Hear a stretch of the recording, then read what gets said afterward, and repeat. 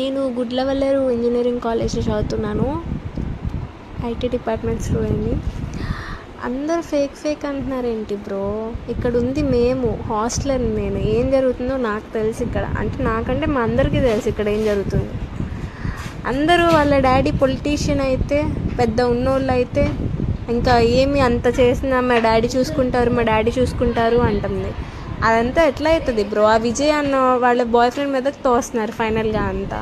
ఇంక ఈ అమ్మాయి అసలు వాడొచ్చి అమ్మాయి గెటప్ వేసుకొని వచ్చి మా వాష్రూమ్స్లో పెట్టేసి వెళ్ళాడా? ఉండాలిగా, చేసిన తనేగా. వాడు కూడా ఒప్పుకున్నాడు. ఈవెన్ తను కూడా ఒప్పుకుంది, నేనే చేసా ఏంటి అంటుంది. అంత ధైర్యంగా చెప్తుంది. ఏంటన్నా ఏమవుతుంది?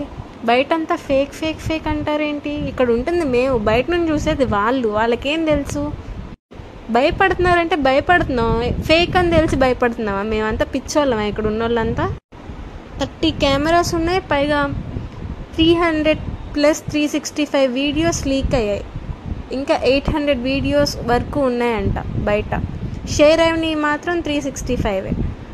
అందులో ఎవరున్నారు ఏంటి, సిచ్యువేషన్ ఏంటి, అదంతా మీకు తెలియదు. బయట నుండి ఏదో ఫేక్ అనేస్తారు వేరే వాళ్ళు ఎవరు. థ్యాంక్ యూ అన్నయ్య ఫర్ సపోర్టింగ్. ఈ మెసేజ్ పెట్టాలనిపించింది, ఎందుకంటే నీ స్టోరీస్ చూసి నువ్వు మమ్మల్ని సపోర్ట్ చేస్తున్నావు, మాకు నచ్చింది. అందుకే ఇక్కడ ఏం అర్థం కావట్లేదు అన్నయ్య. ఇంట్లో పేరెంట్స్కి చెప్దామంటే చాలా భయం వేస్తుంది, వాళ్ళు ఎలా రియాక్ట్ అవుతారు అని. 4 years నమ్మి వచ్చాం కదా ఇక్కడికి. CEO లా సెలబ్రిటీలా చూస్తున్నారు ఇక్కడంతా. రూమ్కి కాఫీ టిఫిన్ తీసుకువెళ్ళడం, మిల్క్ తీసుకెళ్ళడం, వాటర్ అయితే టిన్ తీసుకెళ్తున్నారు రూమ్కి. పెద్ద సెక్యూరిటీయే ప్లాన్ చేశారు తనకి. మేమందరం తప్పు చేసిన వాళ్ళం కదా, సో మమ్మల్ని బయట వదిలేశారు. నిన్న గ్రౌండ్లో నుంచొని అంతమంది ముందు నుంచున్న ఆవిడ ఇప్పుడు ఎందుకు చున్నీ వేసుకొని వెళ్తుంది? ఎవరు చూడకూడదని చెప్పి.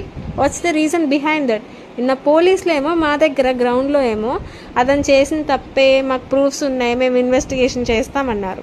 మళ్ళీ పర్సనల్గా లోపలికి పిలిచి ఇదంతా ఫేక్, ఒక రూమర్ అంటారేంటి? అంటే ఒక 5 minutesకి వాళ్ళ డిస్కషన్లో మొత్తం చేంజ్ అయిపోయిందా?